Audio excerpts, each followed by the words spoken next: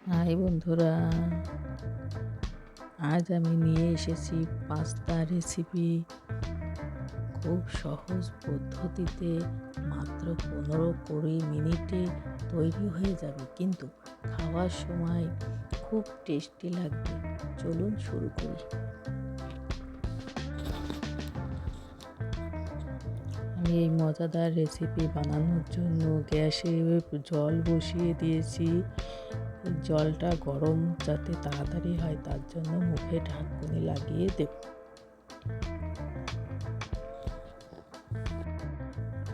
জল গরম হয়ে গেছে, এবার 1 বাটি পাস্তা দিয়ে দিলাম এর মধ্যে।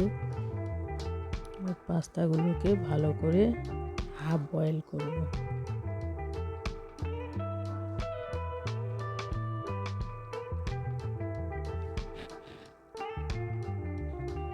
পাস্তাগুলো ফুটে উঠেছে, এবার নেড়ে চেড়ে খেয়াল রাখতে হবে যেন বেশি সিদ্ধ হয়ে না যায়। হাই বন্ধুরা, এই বয়েলের মধ্যে একটু লবণ দিয়েছি, কিন্তু অফ ক্যামেরা হয়ে গেছে, ক্যামেরা অন করতে মনে ছিল না। পাস্তা বয়েল হয়ে গিয়েছে, এবার একটা ঝুড়িতে ছাঁকনিতে ছেঁকে নেব।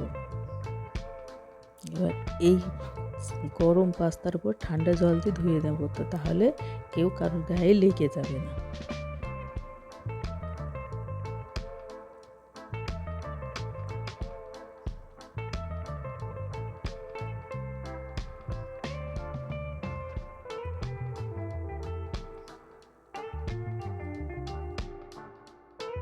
পাস্তা বানানোর জন্য কড়াই বসিয়ে দিয়েছি গ্যাসে।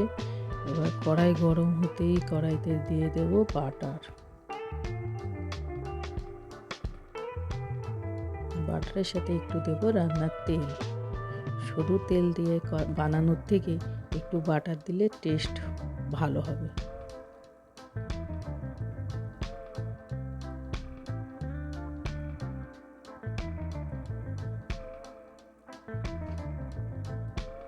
পাস্তায় দেওয়ার জন্য লঙ্কা কেটে নিয়েছি, পেঁয়াজ কেটে নিয়েছি, বরবটি, গাজর, টমেটো আর সিমলা মির্চ।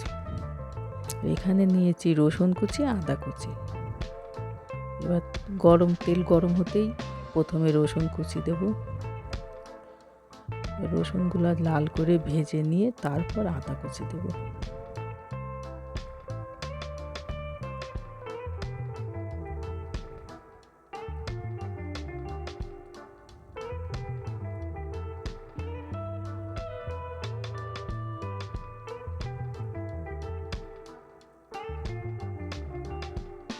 রসুনগুলো লাল করে ভাজা হয়ে গিয়েছে, এবার দেবো আদা কুচানো।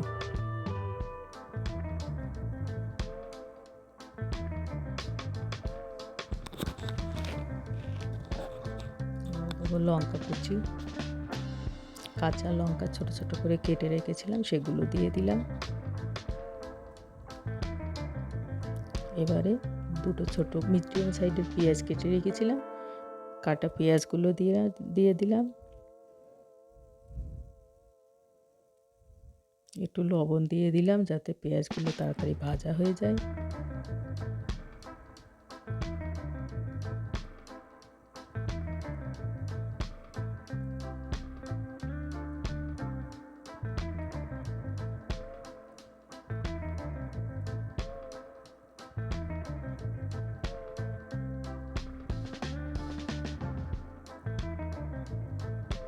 পেঁয়াজ ভাজা হয়ে গিয়েছে, এবার দেবো বরবটি,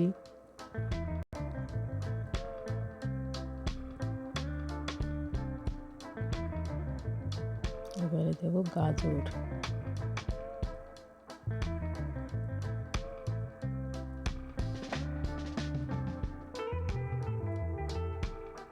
এবারে বাঁধাকপি কুচিয়ে রেখেছিলাম, বাঁধাকপিটুকু দিলাম।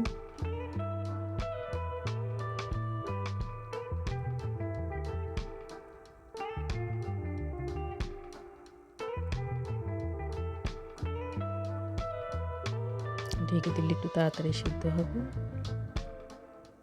এবারে টমেটো কুচানো দিয়ে দিলাম, এবার নেড়ে চেড়ে একটু ঢেকে দেবো।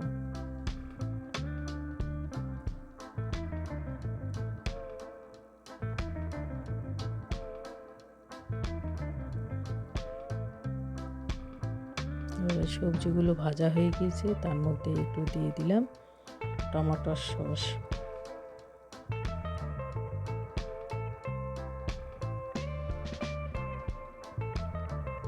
আমাদের পাস্তার জন্য সবজি তৈরি হয়ে গিয়েছে। এবার পাস্তা ঢেলে দিলাম।